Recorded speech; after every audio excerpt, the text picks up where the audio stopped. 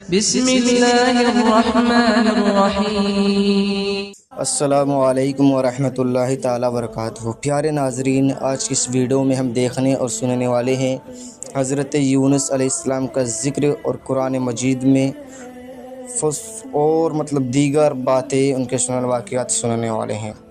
تو قرآن مجید میں حضرت یونس علیہ السلام کا ذکر 6 صورتوں میں کیا گیا ہے۔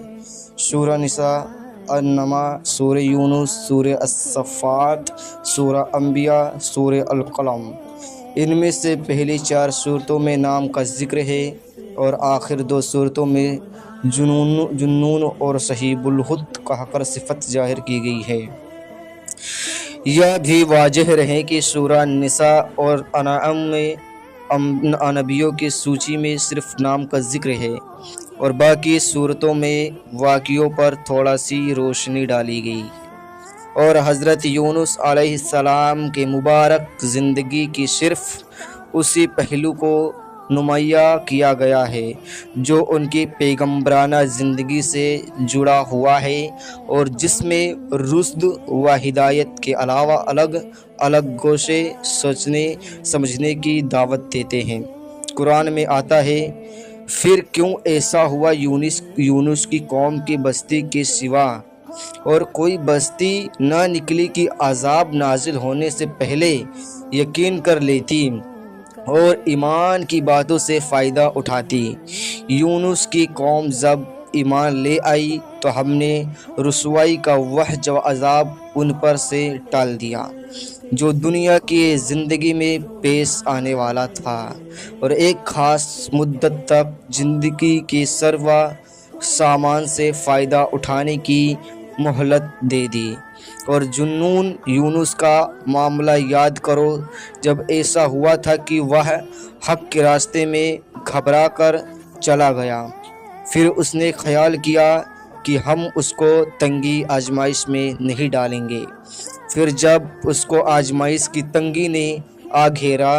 تو اس نے مچھلی کے پیٹ میں بھی دریا کی گہر اندھیریوں میں پکارا، اللہ تیرے سوا کوئی معبود نہیں، تیرے لیے ہر کی پاکی ہے۔ سچ یہ ہے کہ میں نے اپنے اوپر بڑا ہی ظلم کیا ہے۔ تب ہم نے اس کی دعا قبول کی اور اس کے غمگینی سے نجات دی اور ہم اسی ایمان والوں کو نجات دیا کرتے ہیں۔ اور بے شک یونس پیغمبروں میں سے، اور وہ واقعہ یاد کرو جب کہ وہ بھری ہوئی کشتی کی اور بھاگا اور جب ناؤ والوں نے ڈوب جانے کے ڈر سے قرعہ ڈالا تو دریا میں ڈالے جانے کے لیے اس کا نام نکالا، پھر نگل گئی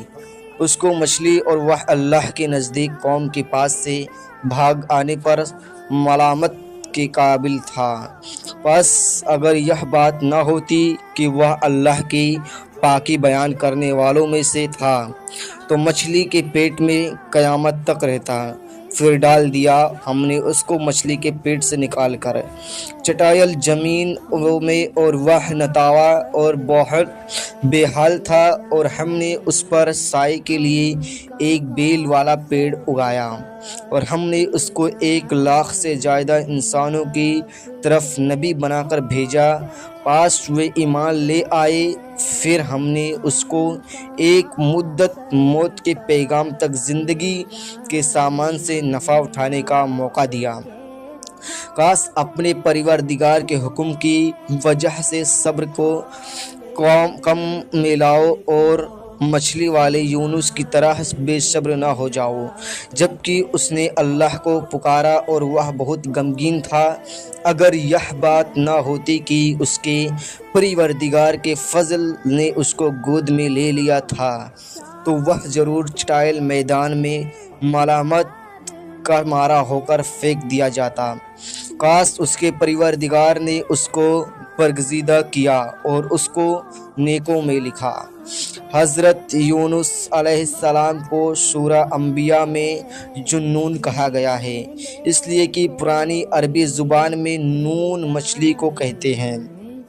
اور القلم میں صحیب الحوت سے یاد کیا گیا ہے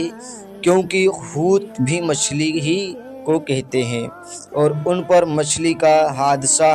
گزرا تھا، اس لیے مچھلی والا ان کا لقب ہو گیا۔ نسب و زمانہ۔ بخاری شریف کی ایک روایت میں حضرت عبداللہ بن عباس رضی اللہ تعالیٰ عنہ سے صاف روایت کیا گیا کہ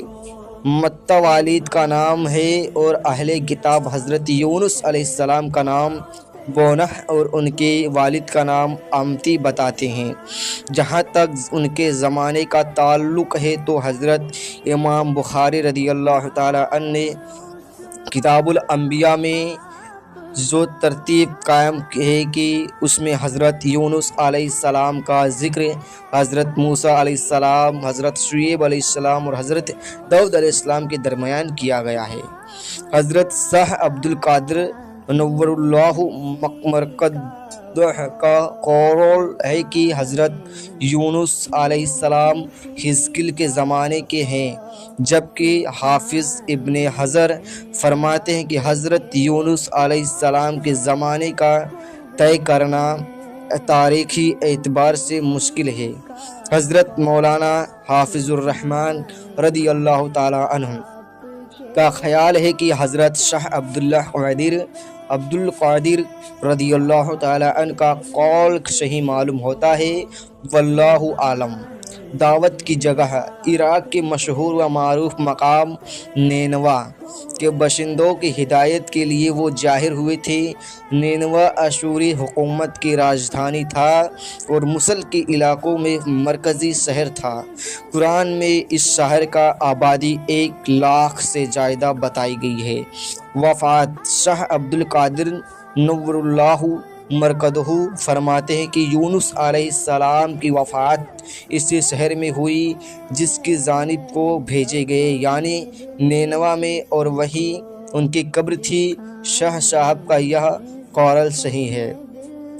کچھ دوسری باتیں۔ حضرت یونس علیہ السلام کی فضیلتیں۔ صحیح حدیثوں میں نبی کرم صلی اللہ تعالیٰ علیہ وسلم نے حضرت یونس علیہ السلام کا بھلا ذکر کرتے ہوئے ان کی عظمت کا فضیلت خاص ذکر فرمایا ہے، چنانچہ بخاری شریف میں نقل کیا گیا ہے۔ نبی اکرم صلی اللہ تعالیٰ علیہ وسلم تم میں سے کوئی آدمی ہرگز یا نہ کہے کہ میں یعنی نبی اکرم صلی اللہ تعالیٰ علیہ وسلم سے بہتر ہوں، یونس بن متہ سے ہے۔ اور حضرت ابو ہریرہ رضی اللہ تعالیٰ عنہ سے روایت نقل کیا گیا ہے کہ ایک بار ایک یہودی سامان بیچ رہا تھا کہ خاص کسی آدمی نے کچھ خرید کر جو قیمت دینی چاہی وہ اس کی مرضی کے خلاف تھی۔ وہ کہنے لگا، خدا کی قسم جس نے موسیٰ کو افضل بشر بنایا، میں اس قیمت پر اپنی چیز کو نہیں بیچوں گا۔ ایک انصاری نے یہ سنا تو غصے میں یہودی کو ایک تماچا رسید کر دیا اور کہا، تو ایسی بات کہتا ہے جبکہ ہمارے درمیان نبی اکرم صلی اللہ تعالیٰ علیہ وسلم موجود ہیں۔ یہودی فوراً دربار رسالت میں حاضر ہوا اور فریاد کرنے لگا، ابو القاسم ذبکی میں آپ کے عہد اور ذمے میں ہوں،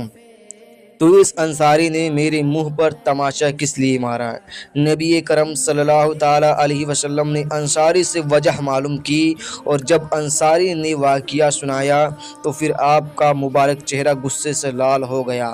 اور فرمایا، نبیوں کو ایک دوسرے پر فضیلت نہ دو، اس لیے کہ جب پہلا سور پھونکا جائے گا تو زمین و آسمان کے اندر جو بھی جاندار ہو وہ سب بے ہوش ہو جائیں گے مگر جن کو اللہ الگ کر دے۔ اس کے بعد دوسرا سور پھونکا جائے گا تو سب سے پہلے جو آدمی ہوش میں آئے گا وہ میں ہوں گا، مگر غازی کا معاملہ سورہ کے واقعوں میں مشہور ہو گیا ہے کہ وہ غازی سے بچے رہے یا وہ مجھ سے بھی پہلے ہوش میں آ گئے، اور میں نہیں کہتا کہ کوئی نبی بھی یونس بن متہ سے افضل ہے۔ ان روایتوں سے خصوصیت کے ساتھ حضرت یونس علیہ السلام کا جو ذکر آیا ہے تو اس پر علماء کرام کا اتفاق ہے کہ وہ صرف اس لیے کہ جو بھی حضرت یونس علیہ السلام کے واقعوں کو پڑھے اس کے دل میں ذات اقدس کے تعلق سے کوئی خراب پہلو بھی نہ آنے پائے، پاس ضروری ہوا کہ ان کی شان کے عظمت کو نمایاں کر کے تقدیس خرابی نکالنے کے اس ڈر کو ختم کر دیا جائے۔ نبی علیہ السلام کے فضائل، مگر اس جگہ یہ مسئلہ ضرور ہے طلب ہو جاتا ہے کہ دوسری حدیث میں حضرت موسیٰ علیہ السلام کی فضیلت کے تعلق سے آپ نے جو تفصیل ارشاد فرمایا اور لا تفضل بین الانبیاء، نبیوں کے درمیان ایک دوسرے کو فضیلت نہ دو فرما کر نبیوں کے درمیان فضیلت کی نہیں کر دی، تو اس مسئلے کی حقیقت کیا ہے؟ اسے اور نمایاں کرنے کے لیے یوں سمجھانا چاہیے کہ ایک طرف قرآن میں ارشاد ہے رسولوں میں ہم نے کچھ پر فضیلت عطا فرمائی، ساتھ ہی نبی اکرم صلی اللہ تعالیٰ علیہ وسلم نے فرمایا میں بغیر کسی فخر کے کہتا ہوں کہ میں آدم کی تمام اولاد کا سردار ہوں، اور آپ نے یہ بھی فرمایا نبیوں کے درمیان افضل غیر افضل کا فرق قائم نہ کرو اور نہ ایک دوسرے پر فضیلت دو،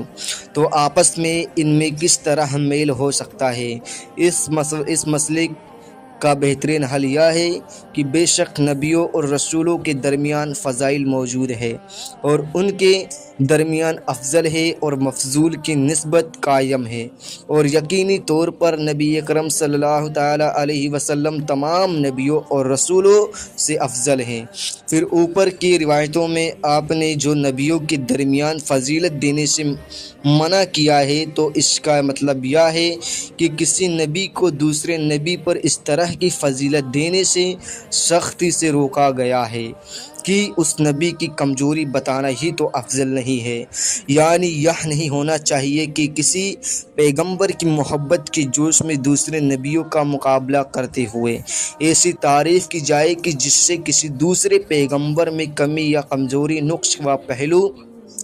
نکلتا ہو، یا ساتھ ہی ایسے موقع پر فضیلت کی بحث سے روکا گیا جبکہ یہ لڑائی جھگڑا کی شکل اختیار کر لے اس لیے کہ ایسے شر میں اتحاد کے باوجود انسان بے قابو ہو کر دوسرے پیغمبر کے بارے میں ایسی باتیں کہہ جائے گا جو ان کی توہین اور تقلید، نقص نکالنا کی وجہ بنتی ہے، اور نتیجے میں ایمان کی جگہ کفر لازم ہو جاتا ہے۔ چنانچہ جس واقعوں میں آپ نے یہ ارشاد فرمایا تھا وہ اسی قسم کے لڑائی جھگڑوں کا موقع تھا۔ باقی نبیوں کے درمیان اللہ تعالیٰ نے کچھ خصوصیت کے اعتبار سے جو درجے کو فخر قائم کیا اور جس کے بارے میں خود یہ فرمایا ہے تلک الرسل فضلنا وجہم الباز، یہ تو معاملہ اپنانے لائق ہے نہ کہ چھوڑنے لائق ہے۔ کچھ سبق، کچھ نصیحتیں۔ نمبر 1، قوموں کی رشد و ہدایت سے متعلق یہ اللہ کی سنت ہے کہ جب وہ نبی کی دعوت سے منہ موڑ کر سرکشی پر اصرار کرنے لگتی اور ظلم ڈھانے کو اساوا بنا لیتی ہے اور نبی مایوس ہو کر ان کو عذاب کی خبر دیتا ہے تو پھر امت کے لیے صرف 2 راہیں باقی رہ جاتی ہیں، یا عذاب آنے سے پہلے ایمان لے آئے اور عذاب سے بچ جائے اور اللہ کے عذاب کا شکار ہو جائے، اور یہ ناممکن ہے کہ نبی کی عذاب کی اطلاع کے بعد بھی وہ عذاب سے پہلے ایمان بھی نہ لائے اور عذاب سے بھی بچ جائیں۔ قوم نوح، قوم صالح، قوم لوط، عاد، سمود وغیرہ، ان سب پرانے ناموں اور پچھلی قوموں کا شاندار تمدن، سنسکرت، اونچی اور شاندار تہذیب، سنبھلتا بھاری بھرکم طاقت اور قوت، اور پھر اللہ کے عذاب سے ان کا فنا ہو کر بے نام و نشان ہو جانے کی تاریخ اس حقیقت کو کھول دیتی ہے۔ نمبر 2، پچھلی قوموں میں سے کوئی قوم یونس کی مثال ایسی ہے جس نے عذاب آنے سے پہلے ایمان کو قبول کیا اور وہ اللہ کی سچی وہ فرمانبرداری بن کر اللہ کے عذاب سے بچ گئی۔ کاش کہ بعد میں آنے والی نسلیں اور قوم یونس کے نقش قدم پر چل کر اسی طرح اللہ کے عذاب سے بچی رہ سکتی، مگر افسوس کہ ایسا نہ ہوا۔ نمبر 3، نبیوں کا اللہ تعالیٰ کے ساتھ معاملہ عام اور خاص دونوں سے جدا رہتا ہے اور رہنا بھی چاہیے، اس لیے کہ وہ سیدھے اللہ کی مخاطب ہونے اور بات کرنے کا شرف رکھتے ہیں۔ اس لیے اللہ کے احکام کے مثال میں لینے کی وجہ ذمہ داری جو ان سے جڑی ہوتی ہے وہ دوسروں کے ساتھ نہیں ہوتی۔ خاص ان کا فرض یہ ہے کہ جو کام بھی انجام دے اللہ کے وحی کی روشنی میں ہونا چاہیے، خاص طور سے دین کی تبلیغ اور حق کی پیغام سے متعلق تمام معاملوں میں اللہ کی وحی کی علم یقین ہی پر ان کا معاملہ لٹکا رہے۔ یہی وجہ ہے کہ جب وہ کسی کام میں جلدی کر بیٹھتے ہیں وہ انتظار کیے بغیر کسی قول کا عمل پر قدم اٹھاتے ہیں تو بھلے ہی وہ بات کتنی معمولی کیوں نہ ہو، ان کی اللہ تعالیٰ بہت سخت پکڑ کرتا ہے اور ان کی اس صورتحال کے لیے ایسی سخت تعبیر کرتا ہے کہ سننے والے کو محسوس ہوتا ہے کہ سچ میں انہوں نے کوئی بہت بڑا جرم کیا ہے، مگر ساتھ ہی اس کی مدد بھی شامل حال رہی ہے، اور وہ ترنت تباہی لے کر غلطی فہمی معاف کرنے کے لیے دعا کرتے ہیں اور توبہ کو کام کا وسیلہ بناتے ہیں، جو بہت جلد اللہ کے یہ مقبول ہو جاتی ہے اور ان کی عزت و احترام میں زیادتی کی وجہ بن جاتی ہے۔ قرآن کے بیان کرنے کے طریقے میں اس سچائی کی بہت زیادہ اہمیت ہے،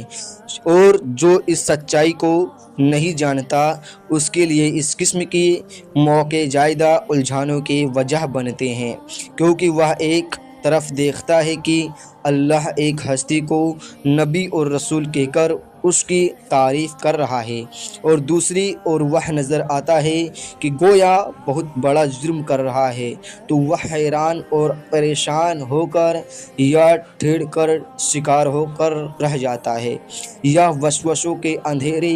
میدان میں گھر جاتا ہے۔ اس لیے یہ بہت ضروری ہے کہ نبیوں کے حالات میں ہمیشہ اس بات کو سامنے رکھا جائے تاکہ سیدھے راستے سے پاؤں